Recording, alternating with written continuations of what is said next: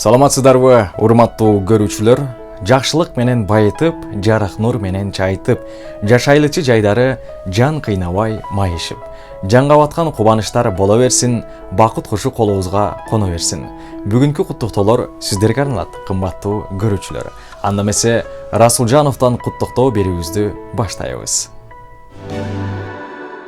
Жалал Абад облусуна караштуу Шамалды Сай шаарынын ардактуу тургуну болгон Бакирова Жамиля эжекебиздин бүгүнкү өздүк майрамы 57 жашка толушу менен чын дилибизден кубанычтуу куттуктайбыз.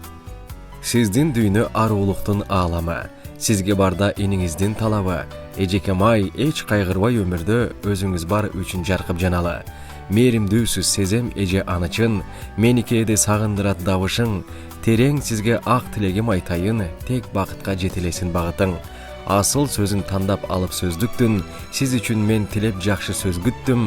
Кубаттасын сизди өзү жараткан, куттуу болсун жаным эжем өздүк күн.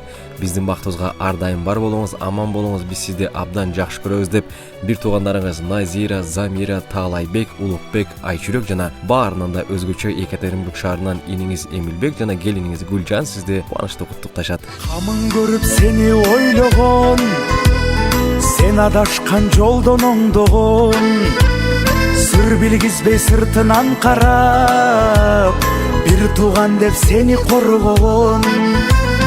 Бир тууганга бир тууган күйөт, бир тууганды бир тууган сүйрөйт. Чалынсаң жолдо калтырбай, бир тууганың жаныңда жүрөт. Бир тууганга бир тууган күйөт, бир тууганды бир тууган сүйрөйт. Адашсаң жолдо калтырбай, ар качанда жаныңда жүрөт. Жараткандан бакыт суранган, чын дилинен сага кубанган. Бир туугандын орду башкача, ар бир ишин колдоп тура алган.